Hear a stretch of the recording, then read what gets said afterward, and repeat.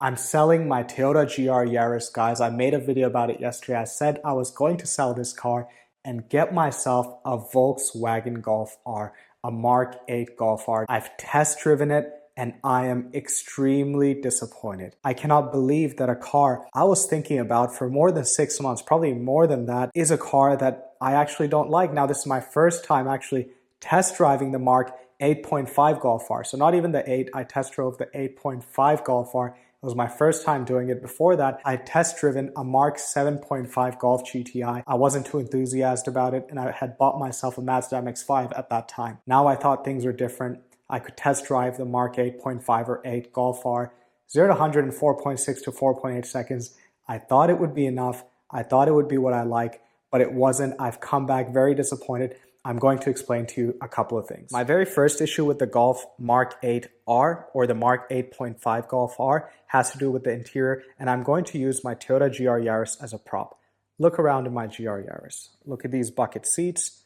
Look at the steering wheel. Look at this hard plastic. It's hard plastic galore. Even the Alcantara, it is wrapped on top of hard plastic. Cheap, nasty plastic here.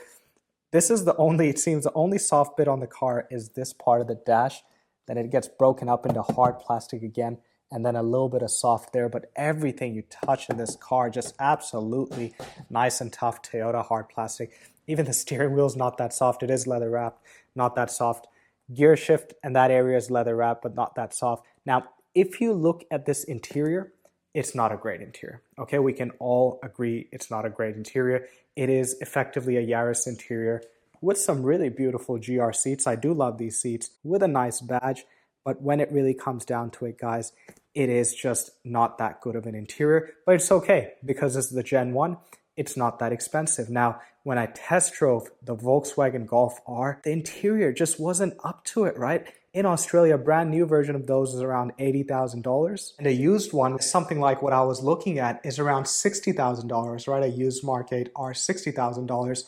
It just doesn't make sense. The interior is nothing fancy, not much going on. I mean, if you take a friend out, if you take anyone out in that car, even if you go, it's just functional. That's all it is. It's not crazy hard plastic, not crazy cheap, not crazy good. It's just meh. It's as if Volkswagen Group made a deliberate effort. They made a deliberate effort that they cannot let that interior outshine their Audi and the Porsche and the next band and the Lamborghini. They've got too many cars, Bentley. They've got too many cars. So the interior was disappointing, especially when you take the price tag. Let's forget about the interior. What didn't I like about the performance? When you look at my GR Yaris over here, and I'm going to take you right to the engine bay, this makes around 275 horsepower. The Golf R makes more than 300. The Mark 8.5 I tested makes around 320 to 330 horsepower. In actuality, it's a lot more. This feels faster. The GR Yaris actually feels faster.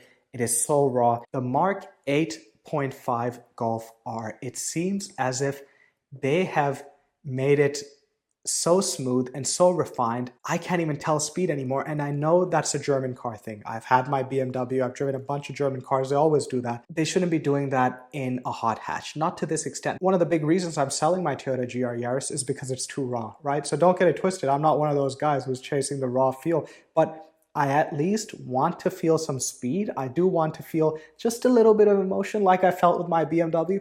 I couldn't feel that with the Golf R. It just, I couldn't tell how fast I was going. I couldn't tell how fast the car was accelerating. It wouldn't really push your neck back. It was just very disappointing. And that is a big issue when you're buying something like a Golf R or a hot hatch. And I think a huge issue really is my expectation with that car. When I had my BMW, I loved that car. And I was hoping that after all these years, the Golf R, it might give me some of that BMW magic, that German magic that I love so much. And it didn't. It felt, the best way I could describe it, guys, the best way, it felt like a commuter car that was fast. That's it. After that, I went and drove the T-Roc R, and that had the Akrapovic exhaust. That was a game changer because the Golf R is very quiet. It barely DSG farts. It crackles and pops a little bit on the downshift, but when you upshift, when you're banging through gears, it's not even DSG farting anymore. What's the point, right? VW was famous for that stuff. What's the point? So I tried the Akrapovic exhaust. That was a really nice exhaust. really livened it up, so much so that I liked the T-Roc R more than the Golf R. And that's really brought me to a very difficult position now where I'm confused, because a car that I had been dreaming about, thinking about for such a long time is not the car that I want, certainly not at the price. I mean, don't get it twisted, a lot of people love that car, right? It gives them everything they want. It's practical, it's fast, it's smooth, refined, has the leather seats, all that jazz. But it's not the car for me. It's not what I was looking for, unfortunately. I think the journey continues because I am selling my Toyota GR Yaris that I'm in today. I've loved this car, but I have to move it along, and I have a few cars that I'm thinking about and I need to test drive them. One of the cars is the A45 AMG S and the A35 AMG. Given that the Golf R was kind of disappointing in speed, I feel as if I'm not looking for that crazy speed anyways. I might as well give the A35 a shot, or maybe the A45 might show me that I do want speed just in a really big level. I'm also going to test drive the GTI because who knows, maybe that's somehow a bit more fun, front wheel drive, a bit more freed up. Who knows? I did like the DSG, so maybe the GTI has the magic. I'm going to try a BMW M2, around 2017 or a 2018 model, the F-Series M2. The comp or not, it doesn't really matter. The N55 is probably more in my budget. The other car that I've really been thinking about is a BMW M140i with the B58 engine. That would have the 4 doors that I need. This GR Yaris doesn't have the 4 doors.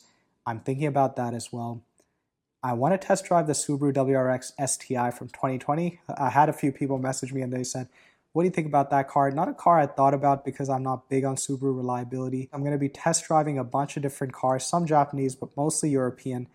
I don't think the Golf R is going to be part of it. I wanted it to because on my page, I can tell there's a Volkswagen community. I respect those engines. EA888 the world. So it's really sad. I think from a YouTube perspective, a lot of you would have liked to see me in a Golf R, but I don't think I can make that happen just because it's not the car that's speaking to me. And then I'll be stuck again, right? Like I'm already in my GR Yaris where I'm selling it because it wasn't my forever car. So I want my next car to not be maybe a forever car, but at least be a car that I can enjoy for a good amount of time. Something that I don't have to trade immediately, right? Something that I can just hold on to. The M2 surprisingly might be at the top of my list, but that's going to be an out of warranty car. It's going to go against pretty much what I teach on this page. So that's, do as I say, not as I do.